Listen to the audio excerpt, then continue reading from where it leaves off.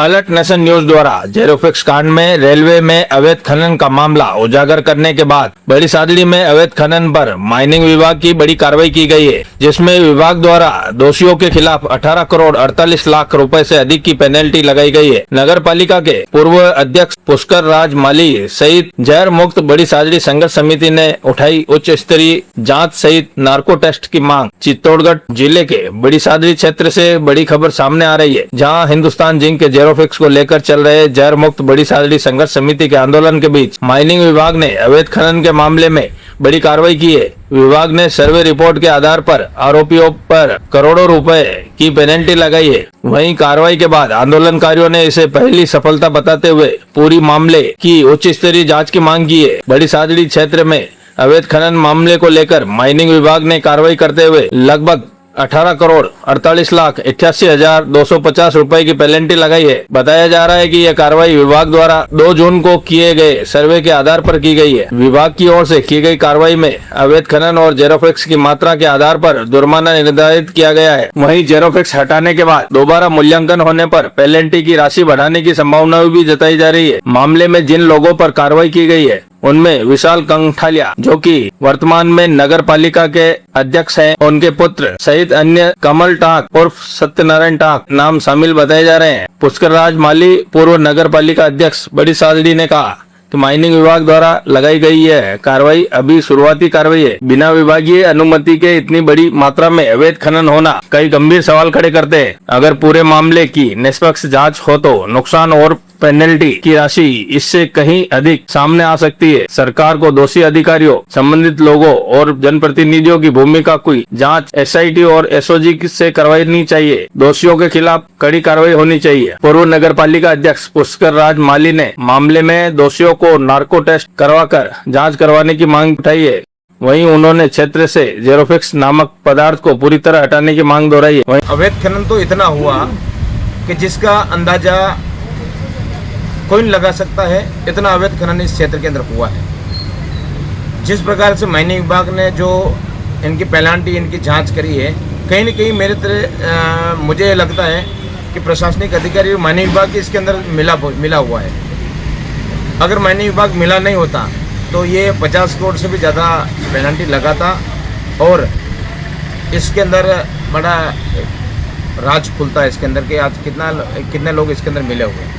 Mining विभाग से हमारी टीम मिली है पूरी, और 18 करोड़ 48 लाख की जो पेनल्टी इन्होंने लगाई है, ये पेनल्टी मेरे हिसाब से बहुत कम है। इनके खिलाफ 50 करोड़ से भी ज़्यादा पेनल्टी लगानी चाहिए। और प्रशासनिक अधिकारियों ने जो 2 साल में कितने पैसे इन्होंने बनाए हैं उसकी जांच भी हो जाएगी और पता लग जाएगा कि इन्होंने किस प्रशासनिक अधिकारी ने यहाँ मिलीभगत से हुआ और इतनी कम पेनल्टी क्यों लगी, इसका कारण पता लगाना चाहिए। जो हिंदुस्तान जिंक द्वारा और कुछ मिलीभगत द्वारा यहाँ के कुछ लोगों ने और बड़े लेवल के कुछ लोगों ने जिस प्रकार से यहाँ मलबा ला के डाला है, जनता कहीं न कहीं इससे परेशान हुई है और कहीं न कहीं सदमे में गई है। और जिस प्रकार से यहाँ के अधिकारी और यहाँ के प्रशासनिक अधिकारी जो कार्रवाई नहीं कर रहे हैं, कहीं न कहीं मुझे इस प्रकार से लगता है कि या तो सत्ता पक्ष के नेताओं के द्वारा या कहीं न कहीं प्रशासनिक अधिकारियों के द्वारा दबाव में है।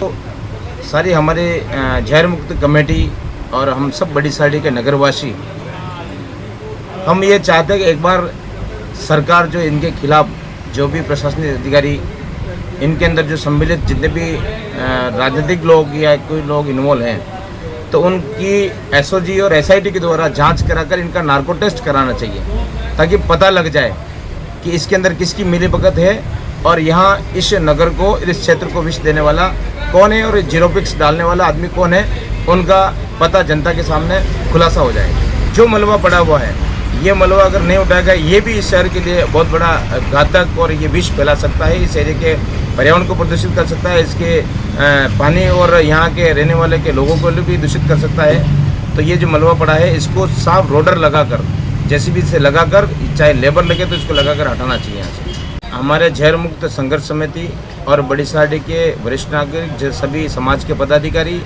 और सभी लोग यहाँ पर रेलवे स्टेशन पे डीआरएम को हमने ज्ञापन दिया था और उनको इस विषय को लेकर अवगत कराया था। लेकिन डीआरएम ने हमें ये आश्वासन दिया कि हमने इसके खिलाफ मुकदमा दर्ज करा दिया है और हम तुरंत प्रभाव से की कार्रवाई करेंगे।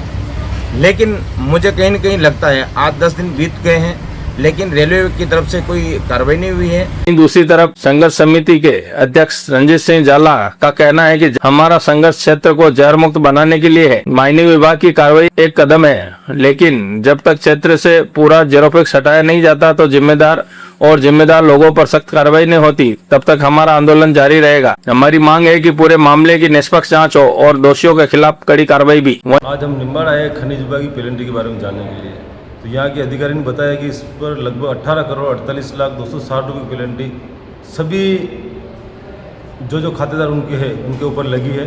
इसमें सब 18 करोड़ 48 लाख रुपए की पेनल्टी लगाई है, जिसमें शिकारवाड़ी क्षेत्र हो गया, शिकारपुरा हो गया या अन्य जगह जो भी हराजी है रीअसेसमेंट और चाहते हैं कि शिकारवाड़ी में जब इन्होंने पहली बार वहाँ पर चेक किया था तो उस समय मलबा पड़ा था, अब मलबा उड़ चुका है, तो हम ये चाहते हैं वहाँ पर रीअसेसमेंट करके और पेनल्टी कितनी बढ़ सकती है वो करेंगे। संघर्ष समिति के कार्यकर्ताओं का कहना है कि लंबे समय से क्षेत्र में जेरोफिक्स हटाने और अवैध गतिविधियों पर रोक लगाने की मांग को लेकर आज आवाज उठाई जा रही है। माइनिंग विभाग की कार्रवाई के बाद अब आगे की प्रशासनिक कार्रवाई पर सबकी नजरें टिकी हुई है। संघर्ष समिति के कार्यकर्ता के अनुसार यह जनता की लड़ाई है। क्षेत्र के पर्यावरण और लोगों के स्वास्थ्य को ध्यान में रखते हुए जेरोफिक्स को पूरी तरह हटाना जरूरी है। प्रशासन को अब आगे भी सख्त कदम उठाने चाहिए। सामने नजर आ रही है जैसे वो रेलवे का पत्थर लग रहा है पीले कलर का, इधर भी एक पत्थर लग रहा है, तो इससे सामने सीधा नजर आ रहा है कि ये रेलवे की जगह है और रेलवे की जगह में ये जिंक अपशिष्ट जो है पड़ा हुआ है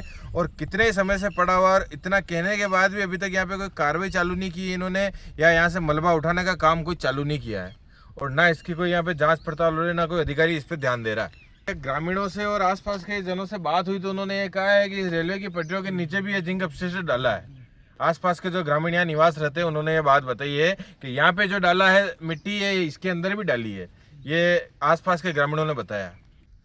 हमारी तो यही मांग है कि जल्द से जल्द ये जो जिंक का अपशिष्ट है वो यहाँ से उठे और जो दोषी है उनके खिलाफ सख्त से सख्त कार्रवाई हो। हमारी यही मांग है। हम ये चाहते हैं कि हमारा रेलवे ठेकेदार जो था उसके बिना और रेलवे की जो यहाँ कर्मचारी लग रहे थे उनके बिना ये काम हो ही नहीं सकता है। ये मिली भगत से हुआ है, सारे के ऊपर कार्रवाई की जानी चाहिए और ये रेल जब तक चालू नहीं होनी चाहिए जब तक ये सारा मलबा यहाँ से हटा नहीं दिया जाए। आंदोलन होगा तो उखड़ेगी। ग्रामीणों के अंदर आक्रोश है। ग्रामीण इस चीज़ से परेशान है कि जब हमारे यहाँ जेल डाल दिया गया तो ये पटरियाँ ये रेल हमारे किस काम की है? जो ये सुविधा दे रहे हो, हम लोगों को मार रहे हो और आप सुविधा दे रहे हो रेल की, आप निम्बा तक रेल चला रहे हो और लोग तो जिंदा ही नहीं बचेंगे।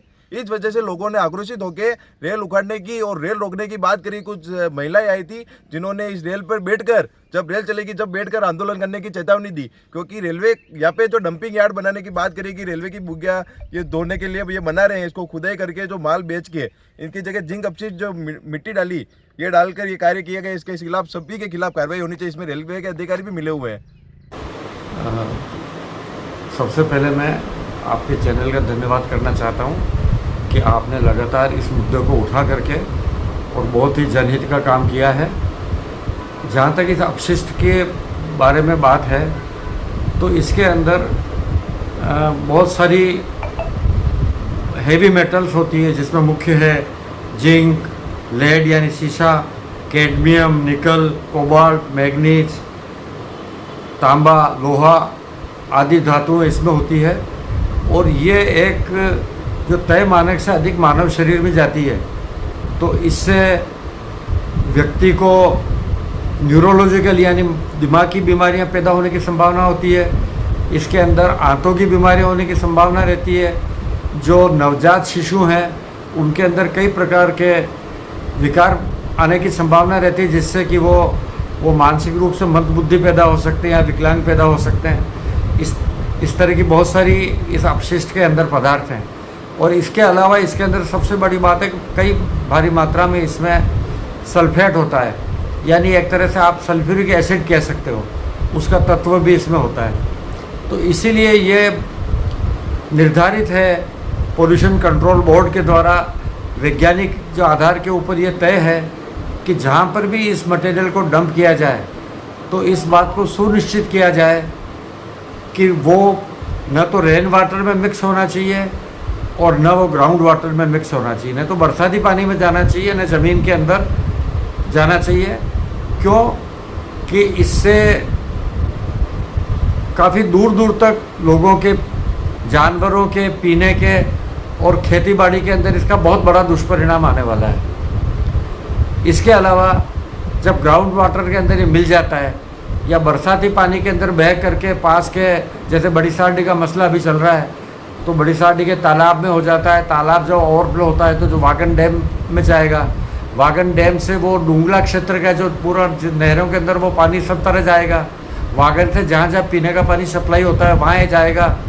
यानी कि ये इंसानों के लिए घातक है, जानवरों के लिए घातक है और कई कई किलोमीटर तक की ज़मीन को ये बुरी तरह प्रभावित करेगा, उनकी उपजाऊपने को प्रभावित करेगा।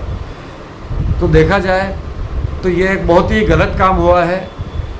हिंदुस्तान जिंक ने इसको उठाने की कोशिश तो की है, लेकिन मुझे नहीं लगता है कि जितना कार्य इसमें होना चाहिए था उस त्वरित गति से काम हुआ है।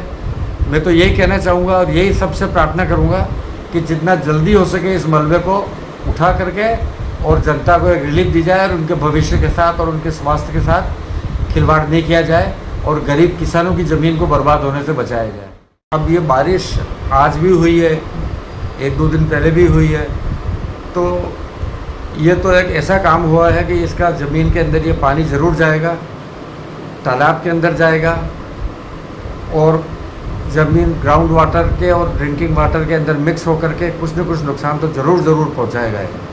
तो हिंदुस्तान जिंक को चाहिए कि जनहित को देखते हुए अतिरिक्त संसाधन लगाते हुए बहुत तेज़ी के साथ इसको अधिक से अधिक मात्रा में उठाए, लेकिन ये संभव नहीं है कि वो 100% इसको यहाँ से उठा ले। इसका दुष्परिणाम तो यहाँ की जनता को भुगतना ही भुगतना है। तो इसके लिए उनकी ये नैतिक जिम्मेवारी बनती है कि वो आकर के ये स्वीकार करें कि हमसे ये गलती हुई है और हम जनता के स्वास्थ्य की रक्षा के लिए कोई फंड तैयार करे, कोई बजट तैयार करे या यहाँ पर कोई मेडिकल सुविधा उपलब्ध करे, ताकि इससे गरीब लोगों को और आम जनता को जो होने वाला नुकसान है उसकी वो कुछ हद तक भरपाई करे। लेकिन जब पता लग गया एक बार कि ये जहरीली चीज़ है तो उसको उठाने के लिए तो हर आदमी को, हिंदुस्तान जिंक को सबसे पहले आगे आना चाहिए।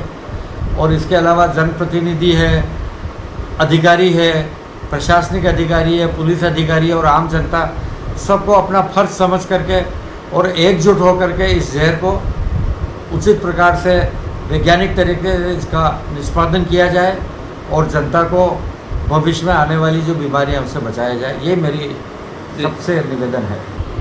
अब जनता को तो मैं यही कहना चाहता हूँ कि वो एकजुट होकर के ये जो गलत काम हुआ है, पहले तो उसके जो भी संघर्ष कर रहे हैं उनकी मदद करके और इसको मलबे को उठवाने के लिए पूरा सहयोग करें। और इसके अलावा हम देख रहे हैं कि कभी किसी राजनेताओं की मिलीभगत के बातें आती है सामने, कभी प्रशासनिक अधिकारियों की बात आती है, कभी इसकी बात आती है, कभी उसकी बात आती है।